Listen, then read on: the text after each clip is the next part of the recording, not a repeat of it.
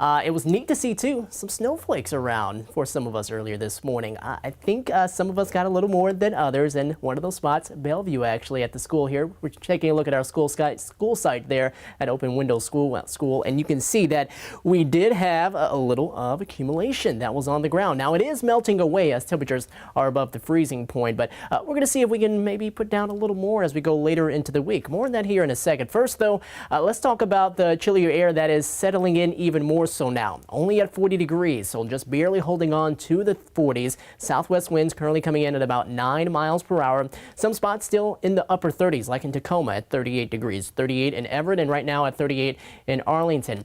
The numbers are down from at this point yesterday, and down by a significant margin in Everett, Seattle, and Renton, around 6 to 7 degrees.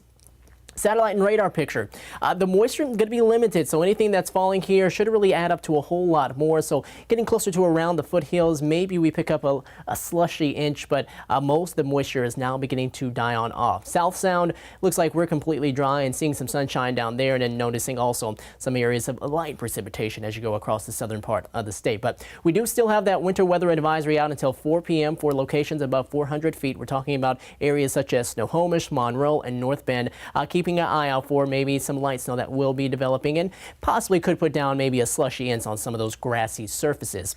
But overall, the moisture is looking to be much more limited as we go on here into the evening. We'll see a snowflake or two kind of here and there, and the same story could be said for us heading on into the day tomorrow, which it looks like we'll see that kind of move through the area from time to time. But a lot of dry weather really expected as the temperatures really start to come down. So we'll go from highs in the mid and upper 40s yesterday to more of the lower 40s today.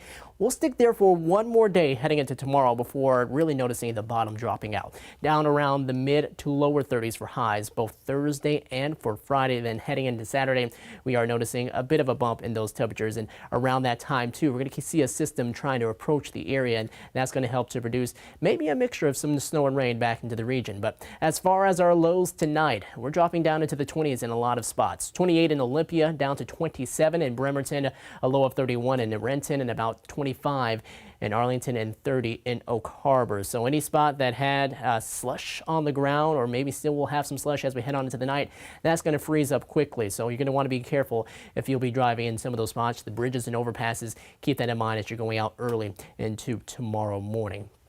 But then once we see that go on, and once we go on into tomorrow afternoon, yes, we do have the limited moisture that's going to be around, but I think overall it's going to be a day that features more partly sunny skies than anything else. Highs will be back around those lower 40s, and really the colder air is here as we head on into Wednesday and Thursday and Friday. And during that time, we'll have a weak feature that'll move through, and that will help to produce maybe a few light raindrops and few light snow showers. Still a few days until we get into that point. So some models are showing that most of the moisture will be heading south of us, but maybe enough that we do start to see some of that falling from the sky. What will be something that we keep an eye on is heading into Friday night and into Saturday, as that could be maybe a bit more moisture, and that could maybe produce some heavier snow and rain here into the area. Of course, again, a few days out from that, so I'm sure a lot of people will be keeping an eye on that forecast there. Yeah, so and anytime you see those degrees starting with a 2, 28, 29, that's when we know it's real.